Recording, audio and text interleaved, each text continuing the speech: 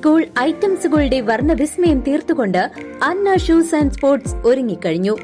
പുതിയ മോഡലുകളിലും ബ്രാൻഡുകളിലുമുള്ള ബാഗുകളും കുടകളും ഒരുക്കി കുരുന്നുകളെ വരവേറ്റുകൊണ്ട് അന്നയുടെ സ്കൂൾ കളക്ഷൻസ്. മിതമായ നിരക്കിൽ നിങ്ങൾക്ക് മാത്രമായി ഒരു ഷോറൂം.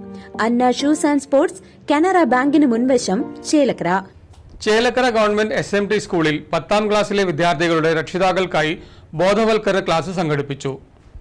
ചേലക്കര ഗവൺമെന്റ് SMT സ്കൂളിൽ 10ാം ക്ലാസ്സിലെ വിദ്യാർത്ഥികളുടെ രക്ഷിതാക്കൾക്കായാണ് ബോധവൽക്കരണ ക്ലാസ് സംഘടിപ്പിച്ചത്. പരിപാടിയുടെ ഉദ്ഘാടനം HM ഇൻചാർജ് വാസുദേവൻ നിർവഹിച്ചു.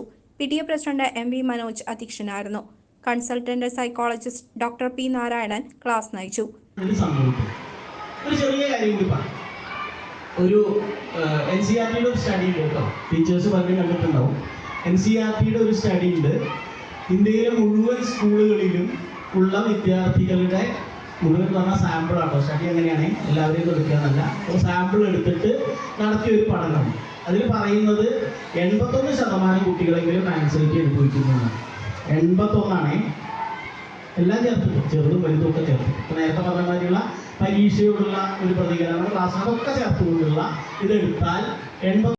കുട്ടികളുടെ അക്കാദമിക് ആവശ്യങ്ങളെക്കുറിച്ച് നന്നായി മനസ്സിലാക്കുവാൻ അധ്യാപകരുമായുള്ള ആശയവിനിമയം വർദ്ധിപ്പിക്കാനും വിദ്യാർത്ഥികളെ അവരുടെ താൽപര്യ മേഖലകൾ കണ്ടെത്തി സഹായിക്കുന്നതിന്റെ പ്രാധാന്യം, ഓൺലൈൻ ടൂളുകളും ഗാഡ്ജറ്റുകളിലും കുട്ടികളുടെ ഇടപെടൽ കൈകാര്യം ചെയ്യാനുള്ള വഴികൾ, കൗമാരക്കാർ നേരിടുന്ന വെല്ലുവിളികൾ തുടങ്ങി വർദ്ധിച്ചുവരുന്ന ലഹരി ഉപയോഗം വരെ ബോധവൽക്കരണ ക്ലാസ്സിൽ ചർച്ച ചെയ്തു.